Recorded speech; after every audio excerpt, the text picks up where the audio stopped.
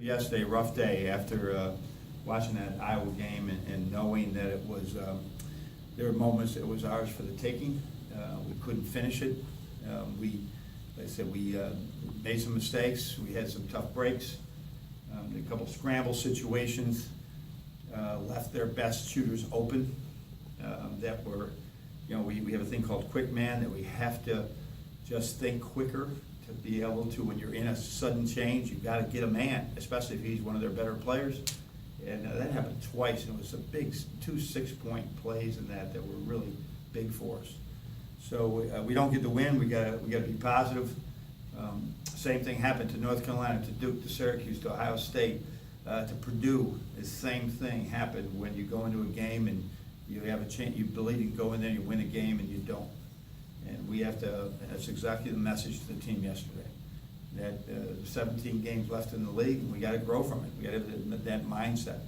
That being said, we got Penn State coming in here. Penn State has beaten the tar out of St. John's. So you've seen that St. John's has beaten Butler and beat the heck out of Syracuse. Beat Georgia Tech, which just beat North Carolina. So they have a great mixture of two talented kids from the same high school, Roman Catholic High School in Philly, that really have infused them with some young talent. And then they got some holdovers that have gained a lot of experience through wins and losses over the last 2 and 3 years. So it's going to be a very difficult game for us. And frankly, we couldn't do very much yesterday except work out our guys that didn't play much. And today we'll try to get after it the best we can. But still, it's like I was saying to our guys, well, we can work on our transition defense. Wait a minute, we just played 45 minutes of transition defense. It was the best we played against Iowa in transition. We just did that. The meters on our computer chips that we use were at an all-time high for games. So we got to rest them and try and get them and get our guys rested today, but still have them sharp. So an interesting balance, but that's what we have to do in Big Ten during the season. Coach, I know we talked about DJ a lot this season. The performance like he had in Iowa, is that the ceiling, or can he go even further than that? Oh, he can go. I mean, at 28, I don't know how he pushed to 28 with 13 or 14 rebounds. That would be a good ceiling for anybody.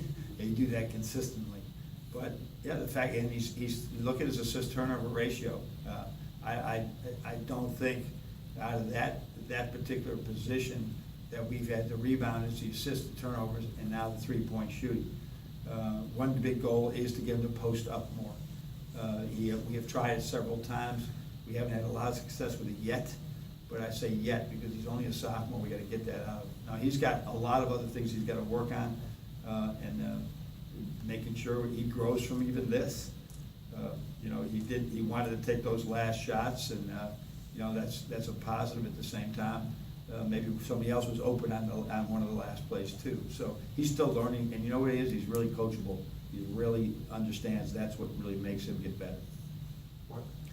John, is it individual issues or is it collective issues with all the breakdowns at the end? Yeah, it's really hard to put our finger on it. It would be there's some guys that I've coached over these years that it takes a long time, or there's just this little tape delay that keeps them from going from good to great.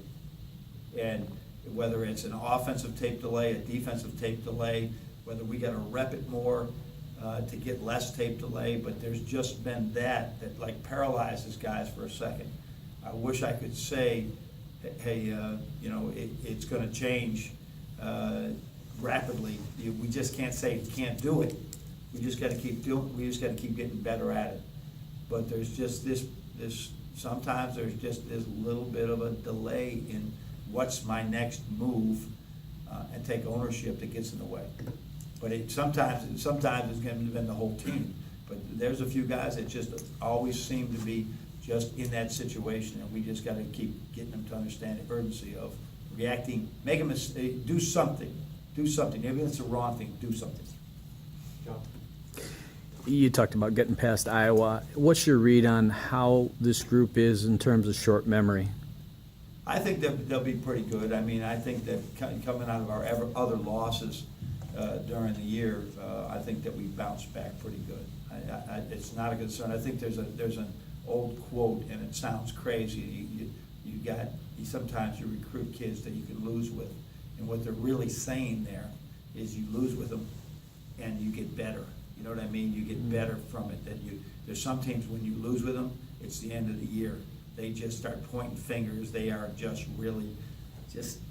can't do it. These kids are high character kids and they will not point fingers and they'll just keep working harder to try and prove where they have to do it. So when we lose, we think we get better with this team.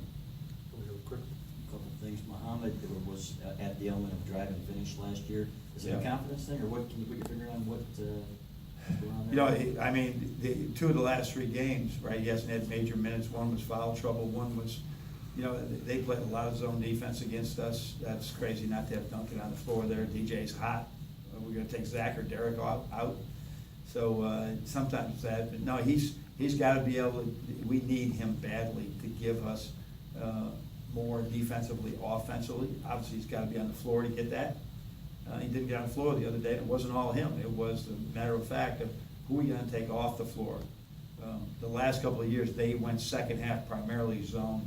We ran, and they just gave us enough in that game. I believe it was only 13 of the, maybe, 30 or, it's probably 40% of the positions were zone in the second half. So we just stayed with it. But he's got more in him, and we gotta find a way to get it out of him. And then where are you defensively? You mentioned after the game that you weren't where you needed to be. Are you better than last year? Are you getting there? It's tough for me to say right now. I think that, I mean, you can say what they want. They made some tough shots. I mean, a couple of times we were all over people and they made shots, and Jock does what he does. But the numbers don't tell us that we made a lot of strides that we wanted to make by this time. You know, so what do? You say, okay, we can't be, no, you just keep working at it. Sean got some run ahead of Ibby, I guess, or is anything ailing Ibby? I think we needed to have we had to have two guard going. Sean knows every position, and to make that work, I believe that's where he was in. I think we took X out of the 3 position. It was just, he knows every position, knows it better. We flow better through him than we do Ibby right now in that situation. We had 2 bigs in the lineup. We needed another guy that really just knew what he was doing, but there was nothing other than that. Okay, and I guess where is Ibby in that stance of He's getting on the court? he and John Teskey, we're getting a mix right now of between scout team and out there. Austin Davis and Charles Matthews are like getting better every minute in front of us.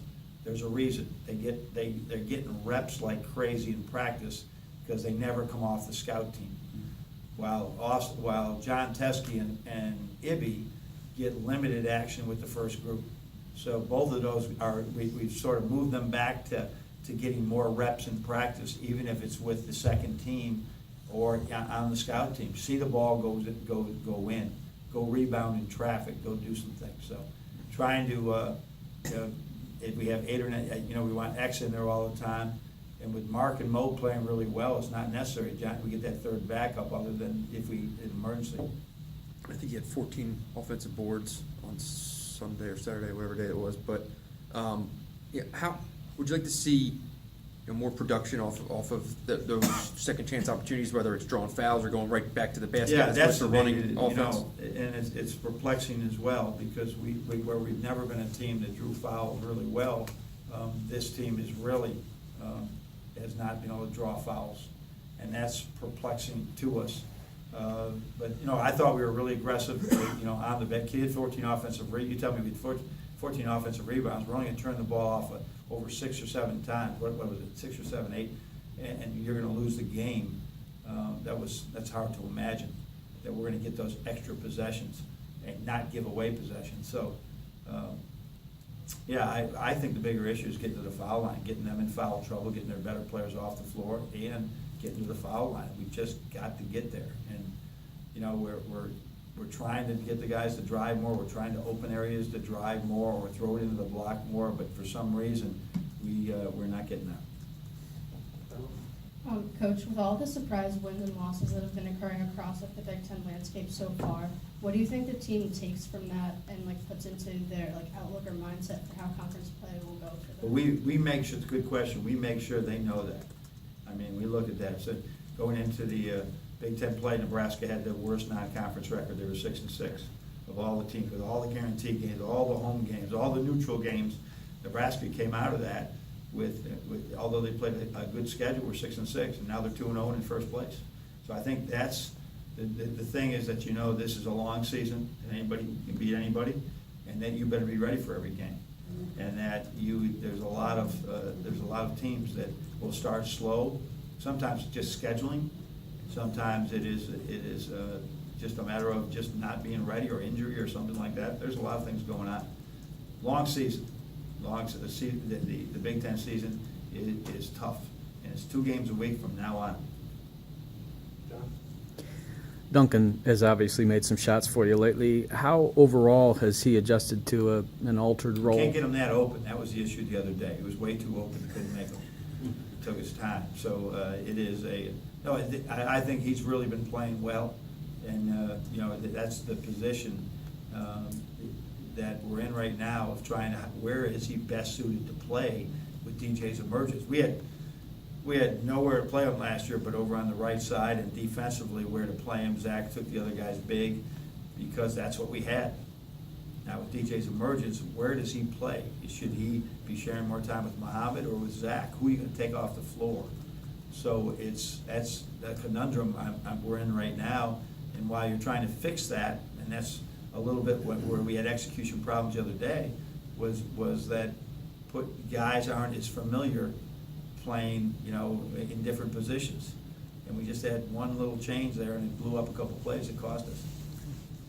Over here with Julie. John, I'm just curious, what's your opinion of milestones? You're a win away from 200. I only am aware of them when you guys say them. I mean, I swear, Tom gives me those game notes. I don't ever read anything on my page or anything. And Tom does give me the game notes, but I do not read other than the other team's notes. And So Tom's not doing a good enough job? No, Tom does a great job. But he will tell me. I'll find out after the fact what happened. So it's just never been a thing with me in any way. I don't like the sound. I never consider that. You're in this a long time. You're going to have some milestones, but it doesn't mean it's anything different the next day. You've talked so much about guys talking more, being maybe a little bit Yeah. louder, getting more of Yeah. whatever attitude. DJ is a guy who is especially quiet and stuff like that. For his level of production right now, how much does he need to take that step? Yeah, you know what, and we've seen really big steps in that area for him. Watch him on the court right now, and you'll see a lot of pointing, and pointing at his teammates of where you're supposed to go. And I got my guy.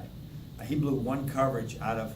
We in the Iowa game, we had a different coverage than we usually have man, and he blew one coverage the entire time. He was on it. He was telling everybody, directing traffic.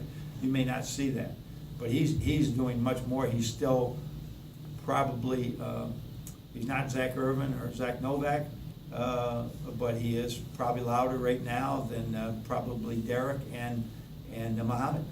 And that's important, and he mows way up on that meter as well. He does a great job.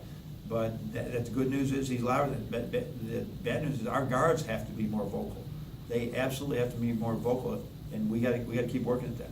And we're seeing kind of embracing the role that's being asked of him, as opposed to 20 points being this big surprising thing where he's kind of expecting to do things like that. Yeah, I think that he's going to give and take with this for a little bit, because I think that we can't expect that out of him every game. We wish we'd love that out of him, but he knows there's other ways that he can help the team. I just want him to do right now is focus on rebounding and defending, and all that other stuff will come through. I mean, he got those 28 points. We didn't drop one play for him. He's playing off residual action, and sometimes it's just like perfect. We know where he is. We trust him to make the right plays. His assist turnover ratio is good for that position. It'll keep growing, but we don't. There wasn't anything that we did with him in particular other than we know he's in position to shoot the ball in. Where the last couple of years he would not be there. So it's his position now will grow as he continues to do that. We'll find other ways, but I don't think the Furman game was a breakout game for him like that. I mean, he was not that type of factor except for a big offensive rebound that game. You didn't draw any plays for him? No, it was How just- how unusual is that for a guy to have a scoring game like that? And Well, first of all, they played a lot, he scored against his own, he got offensive rebounds, we don't draw up those plays. And the other thing is, he was just, they're playing, their shade, if I was playing, Michigan and I didn't ever see them practice, and I looked at his numbers over 3 years, and I'd say, you know, he's not, he can shoot, but he's not a shooter. So we're gonna really help off other guys, and our guys did a great job of finding him. So there's 4 threes right there where there was no play, he was just, it was a matter of spacing, because that was the scouting report going in, that he's made, you know, over his career, he's maybe made a 3 every 3 games. So it's not like a guy, we use different scouting reports, guy makes 3 a game, which is very rare, that's Nick Stauskas type of territory, 2 a game, 1 a game, or a half of 1 a game, we sort of, that's how you're gonna guard a guy. If you can shoot, but does he take them? have you had guys like that before, who can do that without anything? Yeah, I think that happens, it's not, you're taking what the defense gives you, is really, just take what the defense gives you. And the defense chose to stay off of him, and the zone defense, it's residual, they're not like, they're not guarding him like they do Duncan Robinson right now. And hopefully in the future they have to, that opens the court for everybody.